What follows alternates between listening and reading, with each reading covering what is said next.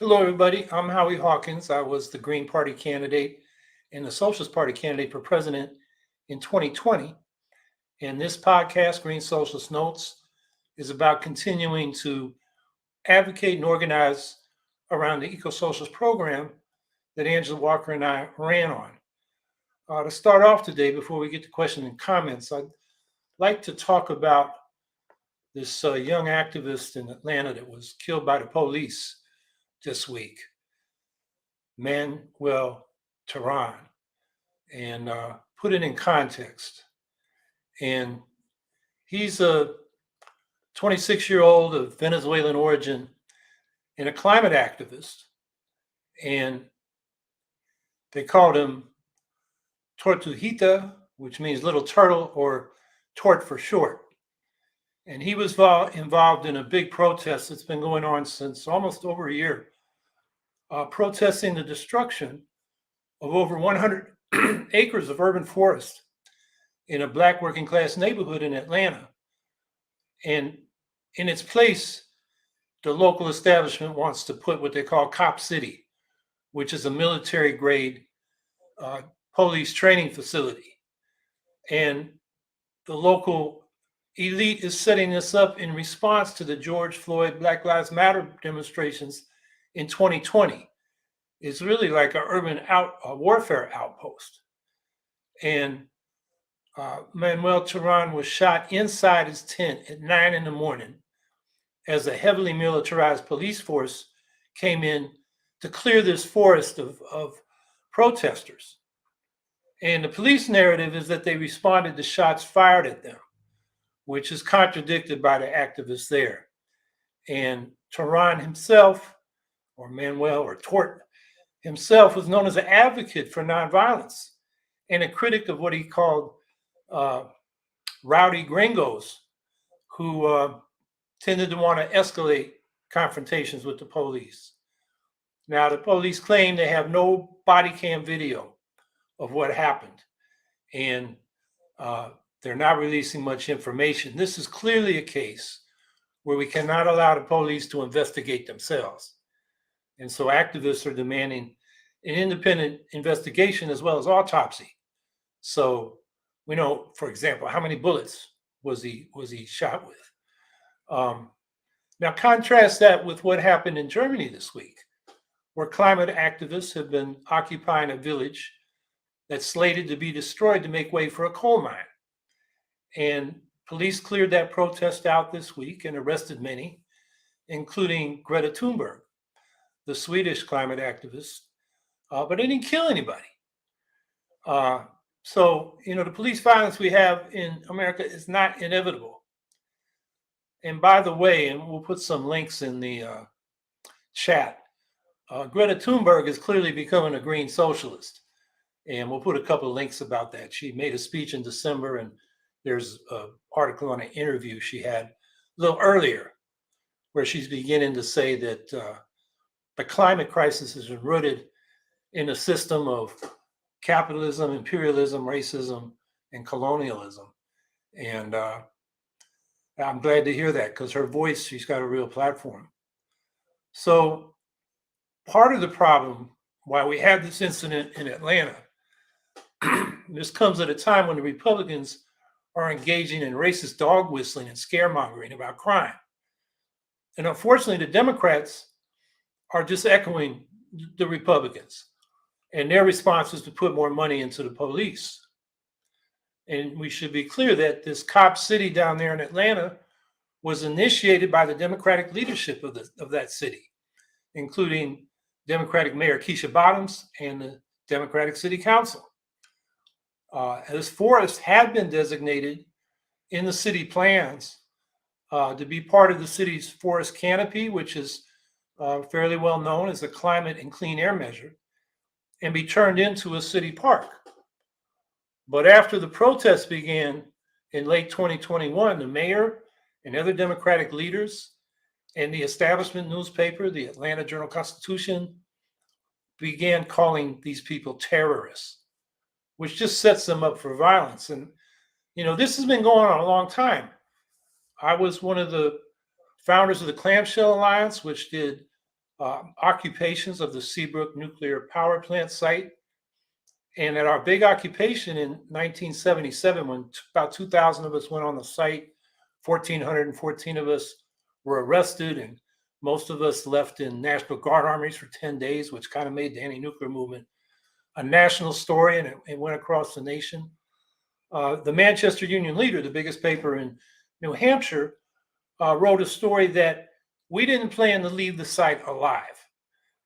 And they sourced that claim to the FBI, which has turned out got it from informants from the Lyndon LaRouche organization, which is a fascist group back in those days in the 70s, had been violently breaking up leftist meetings, particularly in the New York area with bats and chains, and hurting a lot of people. And, you know, they're still around. They're anti-nuclear. They showed up at a early 1980s Green Forum that I organized with Murray Bookchin, who many of you know was a libertarian socialist and eco-anarchist, and Rudy Barrow, who was a leftist East German dissident, imprisoned. And when he was freed, he went into exile in West Germany and became one of the prominent leaders of the early Green Party.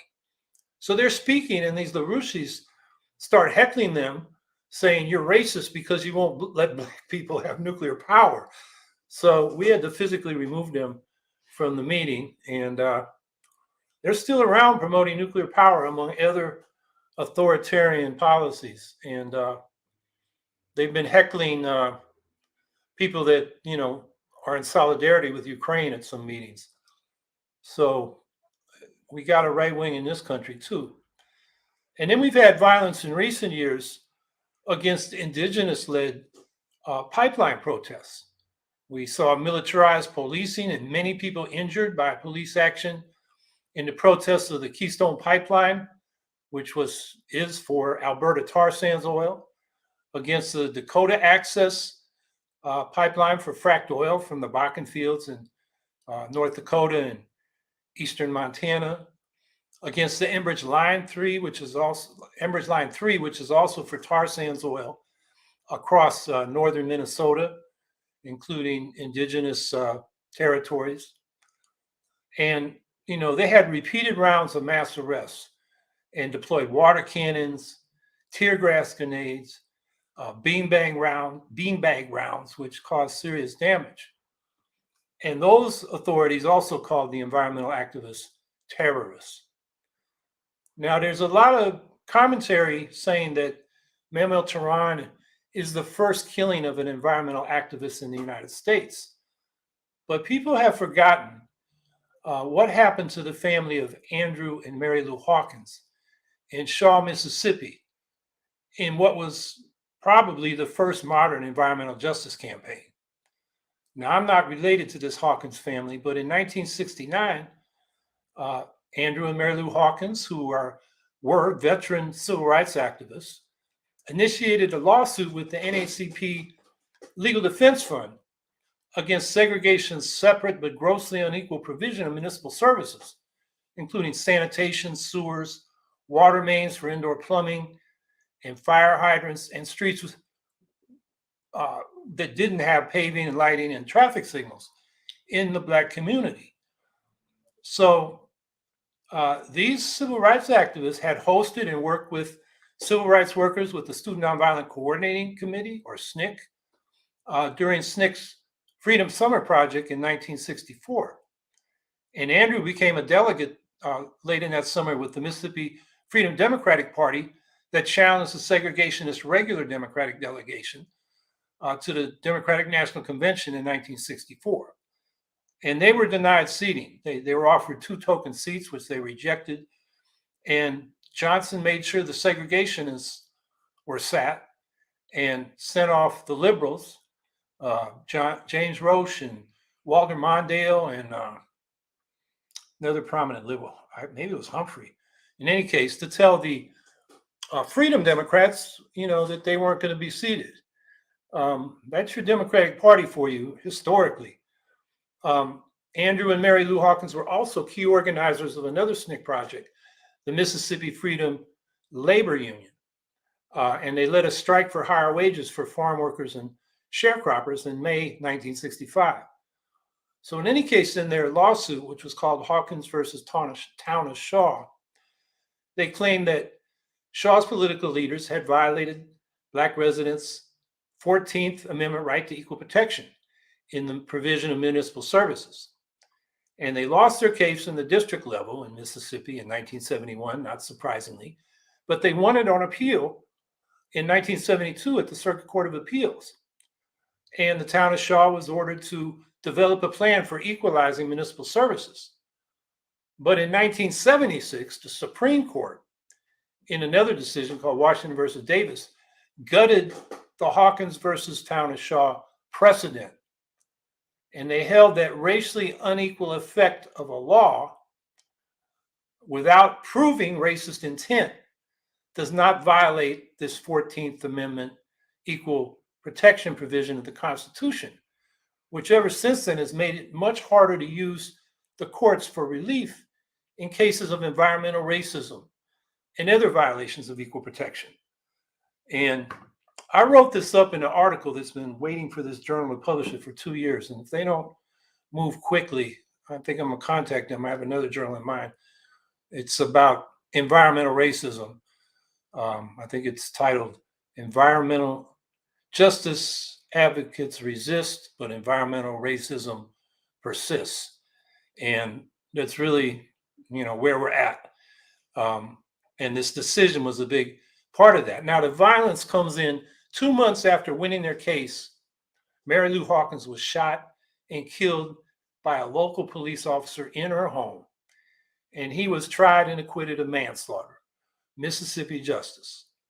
And then over the next few years, the Hawkins home was firebombed twice. And the second fire killed their son, Andrew Hawkins Jr., and 2 granddaughters, Mary Yvette Hawkins and Bernadette Hawkins. And no one has ever been charged for the firebombings. So, what happened to Manuel Tehran is terrible, but it's not the first case. And we're going to put in the chat a link to a report from Global Witness, which has been documenting the killing of environmental activists around the world since 2012.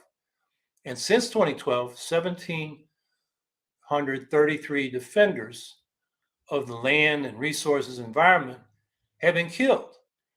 And if you average that out, that's one defender killed every 2 days over the last decade. Last year, 2021, 200 environmental activists were killed around the world, including 54 in Mexico. In 2020, 65 were murdered in Colombia and 30 in the Philippines. And over that decade, the countries with the highest number of killings in order are Brazil, Colombia, Philippines, and Mexico. But it's in Africa, it's in Asia, it's all over the world. So check out that report when you get a chance. Now, the Washington Post has been tracking police killings since 2015, after the protests following the shooting by police of Michael Brown in Ferguson, Missouri in 2014. And they found, I didn't put this link in, but you can look it up. They have a recent report they did. In fact, it's up to date to the day when I looked at it this morning. They found an increase in police killings every year in this country from 958 in 2015 to 1,096 last year, 2022. And they now have already 60 police killings this year, which puts them on pace to set another record. So, what does that mean for us as Greens and socialists? We really need to double down on demanding divestment from militarized policing, investment in community needs, and community control of the police. And when it comes to protests, these killings should not intimidate us. We should, use the tactic of disciplined nonviolence resistance. I think that remains the best approach in these struggles because it takes away the justification for a militarized police response and is better at winning public support. And there's a long history. And the civil rights movement, probably the best one we have in this country, of the 1950s and 60s, showing that disciplined nonviolent resistance will win over public support and minimize and actually uh, uh, make the violent police actions be opposed by a broad segment of the public. So I hope that puts some context on this terrible thing that happened to Manuel Tehran in Atlanta this week. But that's part of the struggle, and we should not let his death be in vain. And as the Russian anti-fascists said this week on January 19th, commemorating their activists who have been killed by the Russian state or fascist gangs, to remember is to fight, or to remember is to resist. So let's remember Manuel Tehran as we go forward. So with that, look forward to your questions and comments.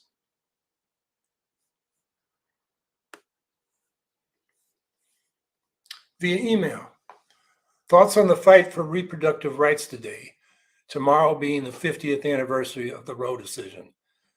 Yeah, that's a struggle that we thought we had largely won, and now it's on the line in every state. Even here in New York, we have a Democratic governor whose top issue, the issue she highlighted was she was for abortion rights against the anti-abortion Republican zealot, yet she just appointed for chief judge, or nominated, and by a 10-9 vote, the Senate committee reviewing that rejected it, but she's still pushing this guy, whose name is Hector LaSalle. He not only made a decision that made it easier for these so-called, what do they call them? They're clinics to discourage people from getting an abortion. Made it easier for them to spread their misinformation, but he's also written decisions against unions, against the rights of criminal defendants, and even approved allowing lawyers to knock off jurors for being too dark-skinned. So that's, what I'm saying is we can't rely on the Democrats on this fight. We need to bring it out into the streets, pay attention to what's going on in our state legislatures, and realize this is not just an attack on women's abortion rights. It's an attack on women's freedom and on the working class. Because if we're divided and half of us are oppressed by, this anti-abortion legislation and the consequences that can fall upon women and even medical providers for even just counseling women on how to deal with a pregnancy, that hurts us all. So, this has got to be a high priority for us going forward, to fight for reproductive rights. Eric Gray, how can we truly distance ourselves from liberals in the eyes of mainstream laymen who typically view liberals and anti-capitalists in general as the same thing? Yeah, that's a problem because, the mainstream media calls the Democratic Party the left. And at best, they're liberals. Really, they're neoliberals. They'd be a right-wing party like the Christian Democrats in Germany if they were in Europe. So I think, we keep drawing contrasts with ourselves with the Democrats. And, as I've discussed in, many different policy questions on this podcast, we got to oppose the privatization of, for example, of the medical system that's going on with the Medicare Advantage, which the Democrats are pushing in the Biden administration. The climate action is all grants and subsidies to private corporations. None of it's through the public sector. In the so-called Inflation Reduction Act, which I call the Build Back Badly Act, it's not like during the Great Depression and the New Deal when, for example, the Civilian Conservation Corps was a public agency. Those workers were public employees, and enabled the federal government to coordinate all the activities. Now, and they didn't even get it passed, but what was proposed was a civilian climate corps where private entities would apply for grants at AmeriCorps, which runs the AmeriCorps program domestically and the Peace Corps. And so it would be private and create a whole layer of bureaucracy. So those are the kind of contrasts we have to constantly draw so that, we counter this, mainstream media narrative that the left is the conservative Democrats. And we do that, to the extent we can get in the mainstream media, but we got to do it at the grassroots from below in our communities so people know by our street politics and our electoral politics that we're a real alternative to the liberals. And we have, good answers as to why their proposals, their policies are not so real solutions to our problems.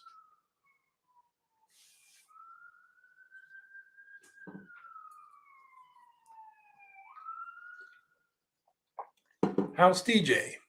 Howie, do you think the Dems won't make abortion legal because they make money making it legal? In other words, they get campaign donations because they got a hot issue and they have a lot of support for that issue.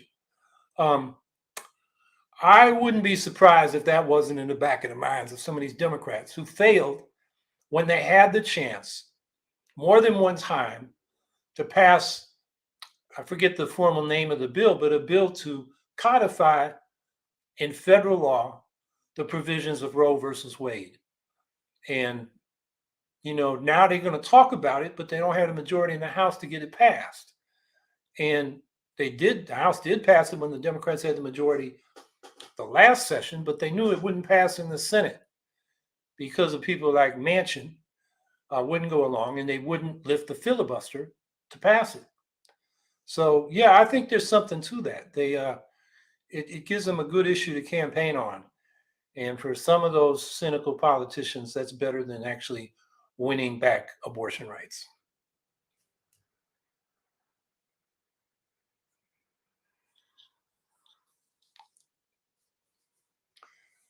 Vicki Corden, the Mississippi court enacted laws of how women should dress. Your thoughts? Oh, Missouri. Yeah. There's another thing. I forget which state they did this along the same lines, and that is they're banning operations that trans people want. And so a Democrat put in a amendment to say, but let's accept breast implants for teenagers. This was in Utah. And the Republicans said, yeah, we'll do that. So it just shows the hypocrisy. It's really not about surgery for people in their teens. It was about trans people. And telling women how to dress, in a way that doesn't also tell men how to dress. In other words, you can't walk naked into, the legislature. I mean, that's for everybody, not just women. I think what they said is women can't have sleeveless dresses or they can't wear pants. That's just more misogynistic legislation, and we got to oppose it.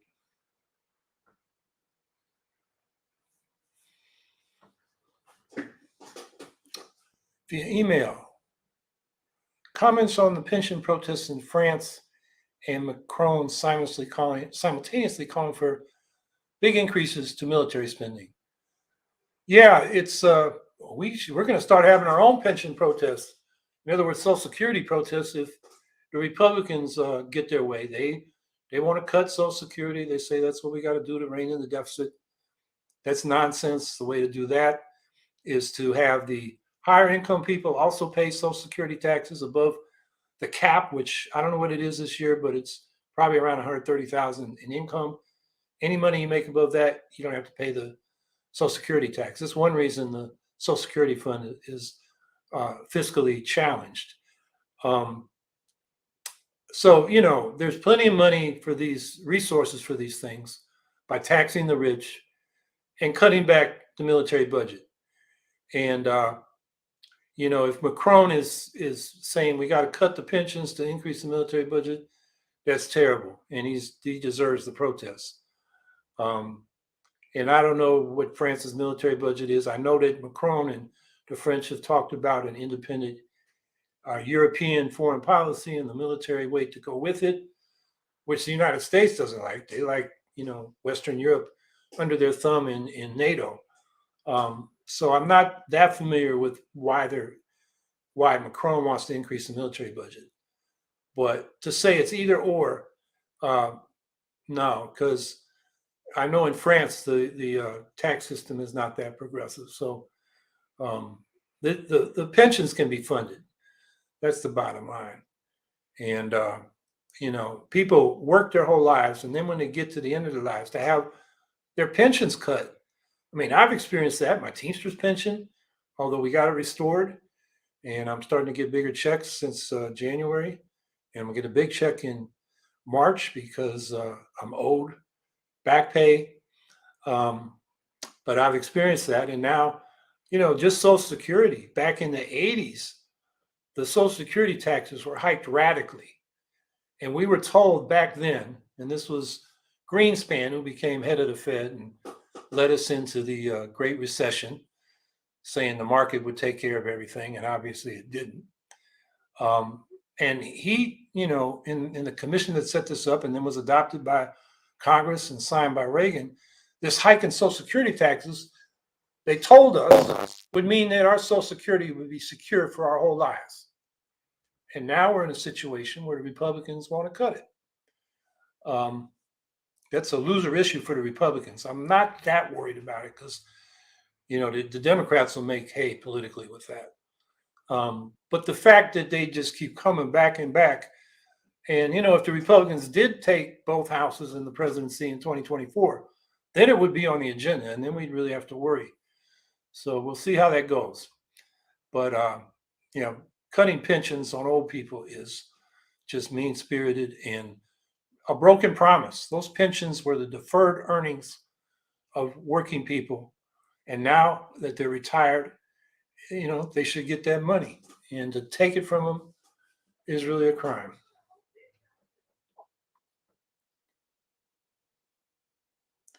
The proposed increase in the French military budget is $413 billion over 7 years. So that's about $70 billion a year. Wow, that's big. I mean, I know Russia's military budget last year was $65 billion, which would make France one of the biggest military spenders in the world. And that's going in the wrong direction. I've said Ukraine should get the weapons it needs, but that's just a tiny fraction of the, I forget the total now. It's like $2 trillion the world is spending on the militaries these days. And we should be going in the opposite direction. I hope one of the consequences of this war in Ukraine is that we can get the West to engage Russia and China and all the nuclear powers in serious negotiations to set up a common collective security framework that protects everybody's national security and leads to conventional arms disarmament as well as nuclear disarmament. And, that was an issue I tried to raise in the 2020 election, that the new nuclear arms race and the just never-ending increase in military budgets and weapon sales is creating a situation that could be the end of the world, because this new nuclear arms race is provocative. Everybody's trying to keep up with each other. They're developing new weapons, hypersonic missiles. And,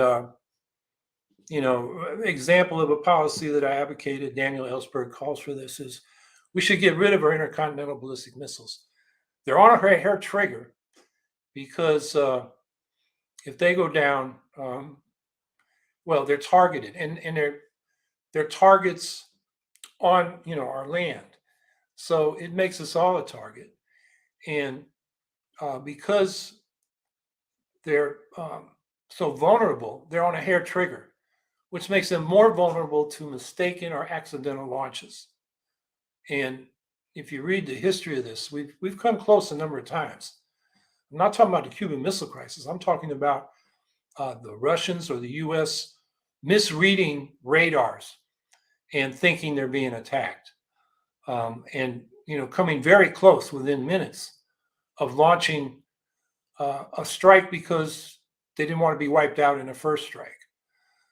We're still in that situation, totally independent of the war in Ukraine. So nuclear disarmament, the U.S. needs to get back into these treaties that it unilaterally withdrew from, the Anti-Ballistic Missiles Treaty under Bush, the Intermediate Range Nuclear Forces Treaty under Trump, the Open Skies Treaty under Trump, which Biden has said, we're going to stay out of it. The U.S. and Russia are still negotiating, as far as I know, on the Strategic Arms Limitation Treaty, updating it. Biden did agree with Russia to just extend the existing treaty for, I think, 5 years. But it needs to be updated because the weapon systems are evolving and they're not covered by the treaty. This is really a high priority that doesn't get discussed. It didn't get discussed by anybody except me in the presidential race. So the question is going down. I forget what triggered all that, but the size of the French military budget. Yeah, that's not good.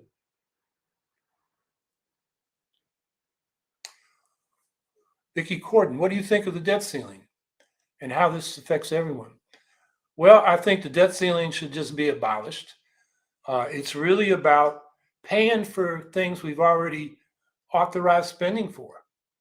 It's not about new debt.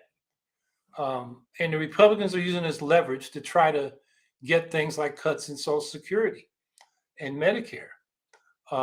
And the debt ceiling just allows them to do that periodically every time we come up against it. We formally passed the debt ceiling on Thursday, and the Fed can do what they call special operations, I think, that enables them to keep paying the bills by not paying certain things, like paying into the pension funds for postal workers and other federal employees. And they have about $500 billion to play with, but that'll run out at the latest in June. Now, if we did not, basically, what's the word? Go into default on some of our bills, that would wreak havoc in the world economy because the biggest part of those bills are the Treasury securities, the Treasury issues to get money to pay for the bills Congress has authorized. And if we stop paying that, those Treasuries have been the safe haven for money all over the world, including China, including Russia, including Saudi Arabia, you name it. They want at least some part of the money where they think the U.S. will never go bankrupt. So those treasuries will be paid, even if they don't earn as much as the stock market when it's going up, for example. If that collapses because we can't pay, the whole world financial system is in a mess. The dollar as reserve currency may end, which will be bad for the economic position of the United States because that's basically covered our chronic trade deficit.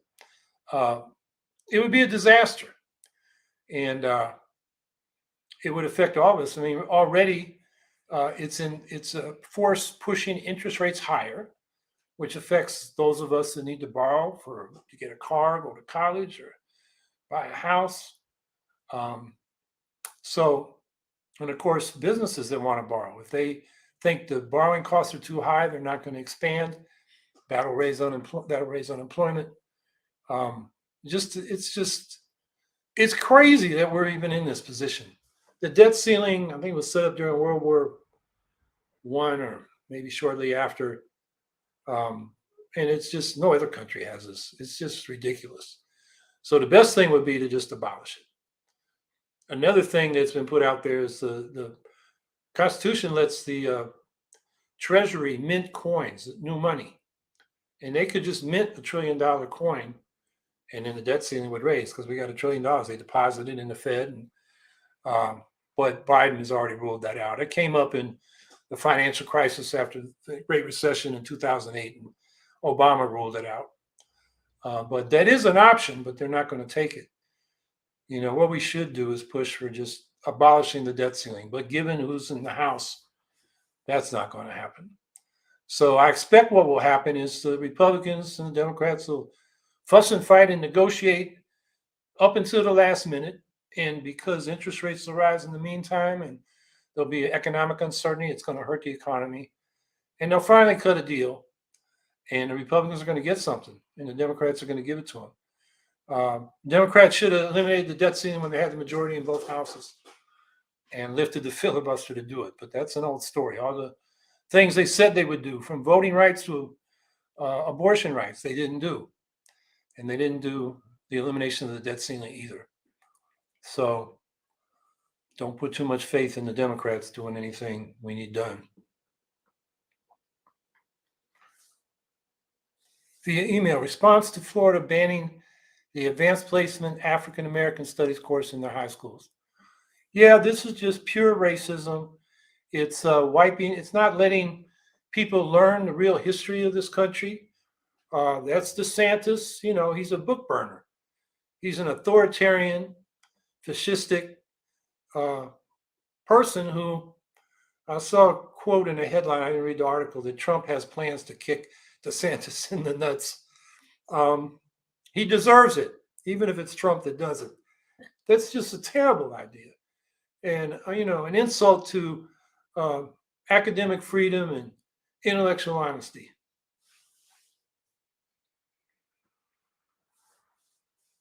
Jay-Z, over 4,000 Americans dead this week. Newest strains are completely resistant to current monoclonal therapies. People aren't getting vaxxed or masking. And we don't hear peep about COVID from the White House. Amen.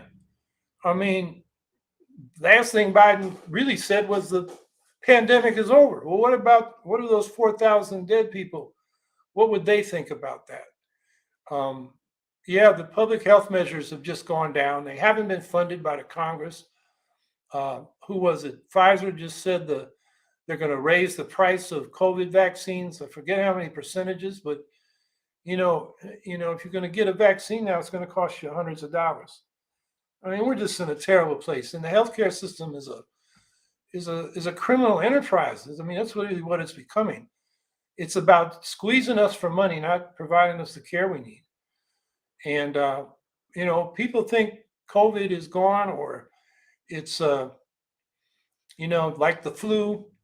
Well, the flu isn't killing that many people, and you got the problem of long COVID, which a high percentage of people have, which is damage to your heart or your respiratory system or your nervous system. People get depressed, they get lethargic, various different symptoms. But this virus is devastating. Even people that have minor symptoms while they're infected have long COVID symptoms, which is going to be a big health problem for us going forward. I mean, aside from the problem of taking care of an aging population with the Social Security system we have, we're going to have a lot of people going to need health care, a lot more than Medicare, Medicaid, and the public health care system anticipated.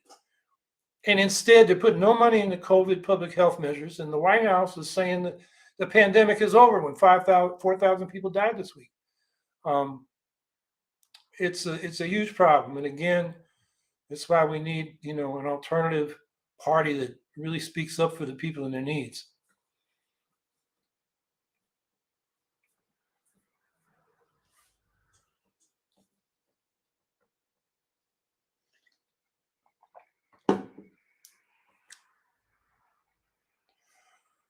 Vicky Corden, is the United States still in danger of fascism?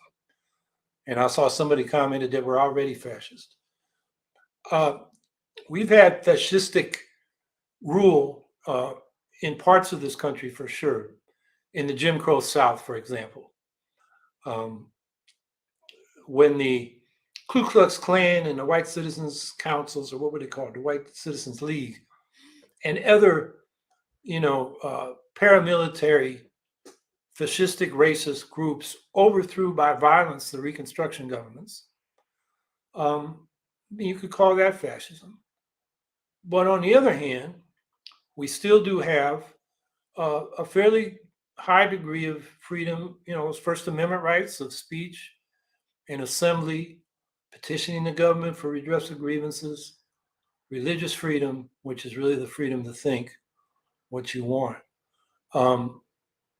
We still have a high degree of that, and uh, and then our elections in most places have been legitimate, and certainly more legitimate than they were 120 years ago, before we had government issued ballots and people, wrote up the ticket of candidates or took the ticket from a party worker and stuffed it in a ballot.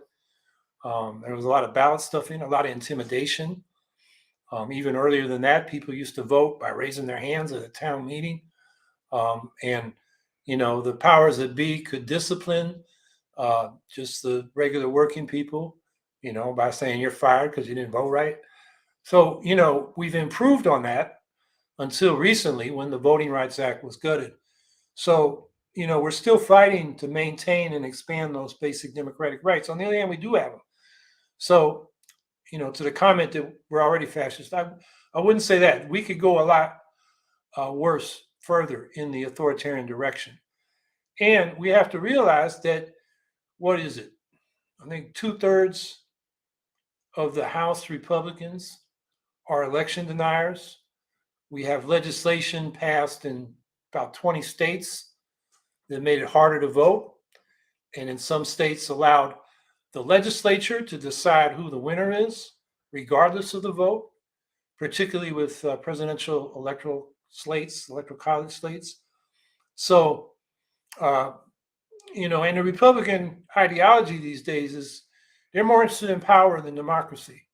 In democracy, they'll kick it to the curb if they can get in power by kicking it to the curb. So, yeah, this is something we need to worry about. And it's, an issue for the Greens because there's a lot of people on the left and the liberal to, far left spectrum who say that we need to unite behind the Democrats electorally to defeat the fascistic Republicans. And given our electoral system, there's a logic to that. Of course, our answer to that is let's go to ranked choice voting and proportional ranked choice voting for legislative bodies.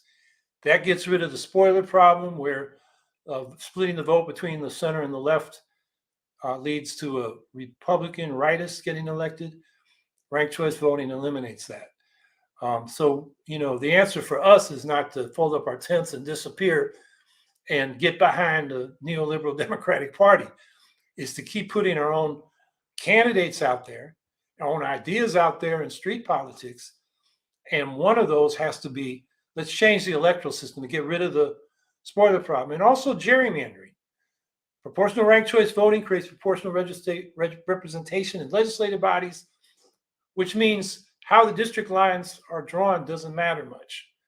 It's almost impossible to gerrymander under a proportional representation system because every party across the whole larger jurisdiction will get their fair share of representation and power.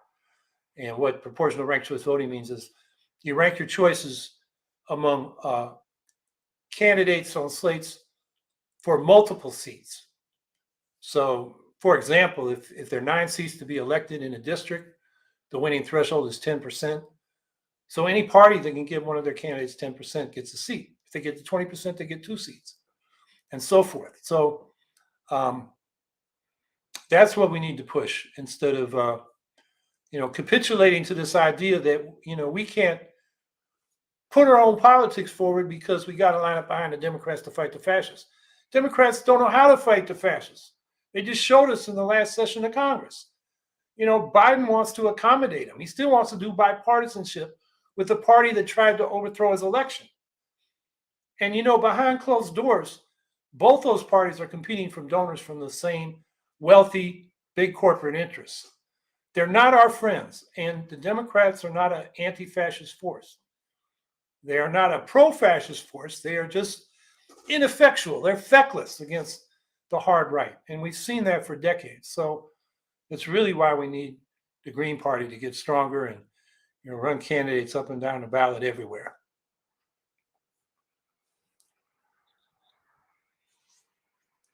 Frankie Lee. Howie, wouldn't you call the austerity by design economic fascism?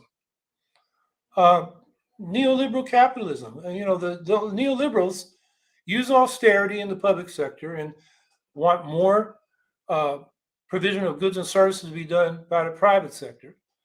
Um, that, as far as they're concerned, that can be uh, done alongside of, um, an electoral democracy.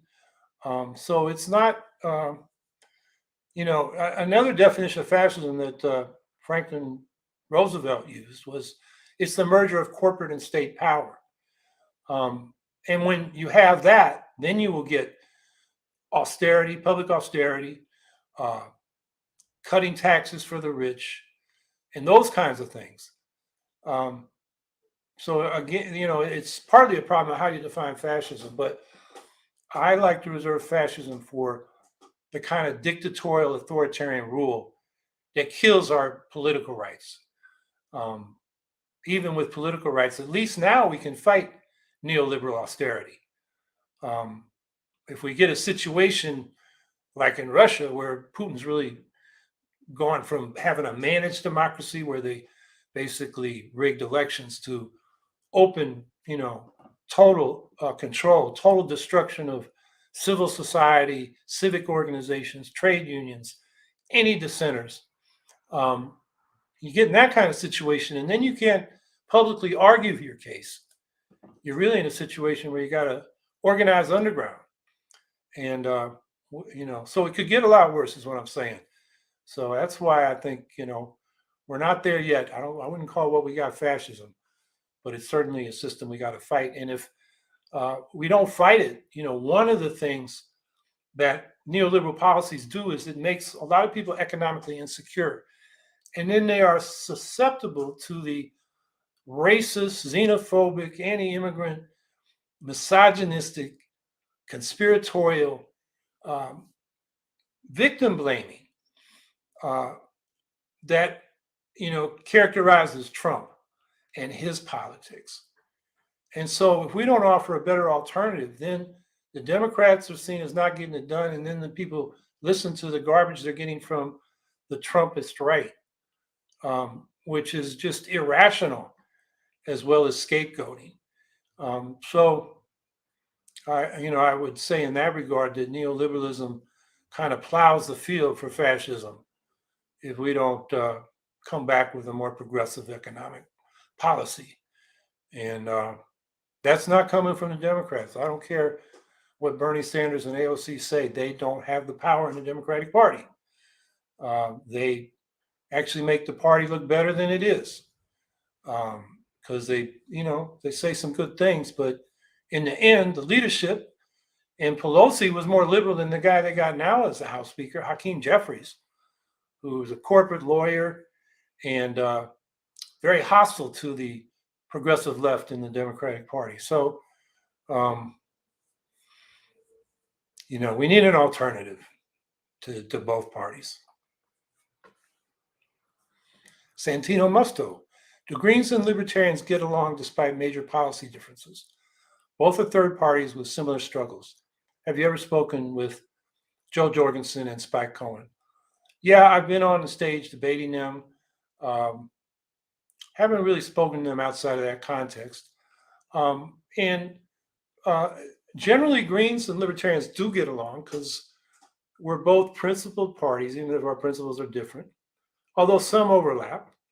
We want to end the war on drugs. We want to end stupid foreign military adventures. We want to end corporate welfare that benefits the rich. But they tend to look totally to the private sector to deal with social problems, and we believe the public sector should have a much greater role. That's the big difference.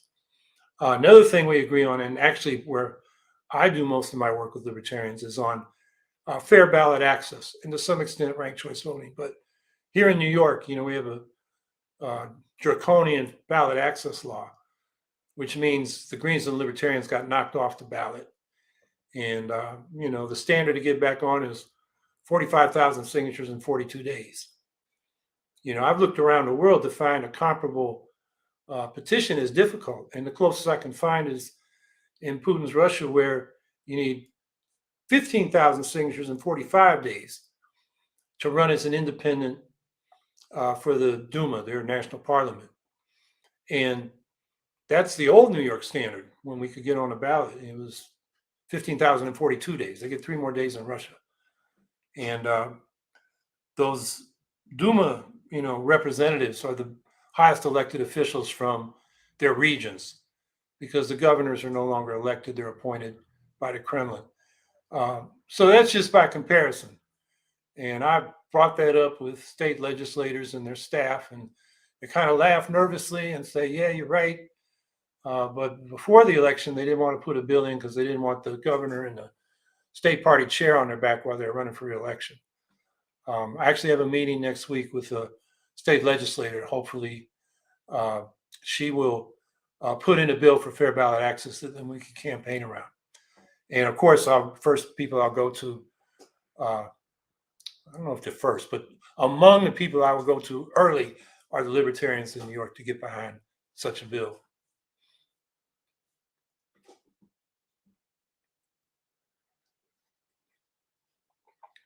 Eric Gray, Howie, you tweeted about being active in organizing the Ukraine Solidarity Network, which has got a lot of backlash from the actual left. What is your response to those that gave you the backlash? Well, I don't think they're the actual left. The actual left stands up for the oppressed and exploited. It stands up for nations that are invaded by aggressor nations. And, the responses I've seen, and they've been in Black Agenda Report, a lot of name calling, a lot of smears, which is not conducive to movement building and constructive debate. And they make no reference to what the Ukrainian people think, particularly the left. So that's a colonial mentality. The Ukrainians are invisible to them. And how can you have an anti-imperialist position where you don't talk to the people who are victimized by an imperialist aggressor? So I think they're exiting the left by taking that position. Now, their theory is that U.S. imperialism is the only imperialism that counts. And as John Mubaraka put it in his screed, that's the priority. Defeating Western imperialism is the priority. All other considerations are secondary contradictions. As if we can't oppose both Russian and U.S. imperialism or Western imperialism and support national liberation struggles like those of the Ukrainians. The other piece in Black Agenda Report, it just came out, criticized us for supporting canceling the unjust debt that Ukraine has with the International Monetary Fund and these predatory banks in the West. I mean, what kind of leftist position is that? You're going to stand up for the banks and the IMF? So there's a lot more that can be said, but I'm disappointed at the level of their commentary, because there's more name calling than analysis. And the Ukrainians are invisible, which reflects a colonial mentality and a U.S.-centric mentality where, what the U.S. does seems to control everything, when in fact, the Ukrainians got to vote and oppressed people around the world got to vote. And, some of these people even say the women rising up in Iran, it's all a CIA-sponsored color revolution. Give me a break. They say they're on the left, and when people rise up and revolutions happen, they're on the opposite side with the authorities. So I don't think they're the actual left.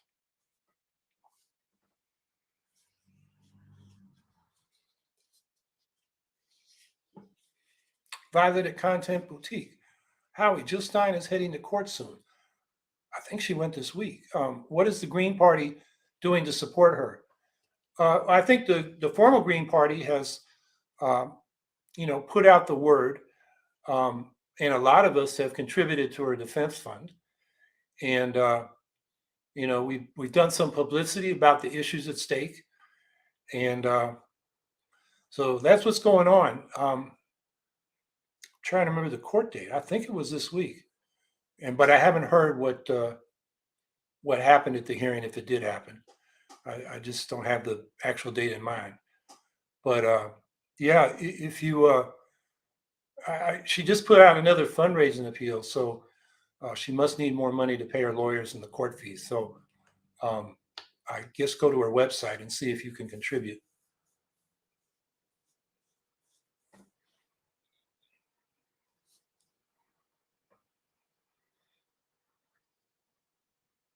Oh wow, fast hour. It's 3:56. I have some announcements I want to make here, and I got to be at a memorial for Michael Rubin, who was a Green Party member of the Alameda County, California Green Party, who passed away last month. And they're having a memorial for him at 4 p.m. And we're going to put the Zoom link in the chat. If you knew Michael, it would be good if you showed up. Even if you didn't, everybody's welcome. So that starts at 4 Eastern time. Starts in 4 minutes, whatever your time. Next week, we're going to have a Ukrainian named Denis Bondar, who's an activist with the socialist group Sociální Ruch, which translates into social movement. He's a professor of physics at Tulane University in New Orleans, and he's doing collaborative research with scientists at the Kharkiv Polytechnic Institute in Ukraine on solar energy. And we'll put a link in the chat. The day after they agreed to this collaboration, the lab that the people in Kharkiv had was destroyed by a Russian missile. But they found another place to do the work, and the collaboration continues. And he's also an expert observer on the crisis at the Zaporizhia nuclear power plant, which the Russians have occupied. And he's a co-author with Zakhar Popovich, who are both also of Sociální Ruch, on, quote, the left view on the prospects of peace negotiations, which I think is a good article to read. So we'll put the link for that in there. And then finally, the last announcement is that the Green Socialist Organizing Project, which is the sponsor of this podcast, has finally got its 501c4 civic organization status set up, a bank account.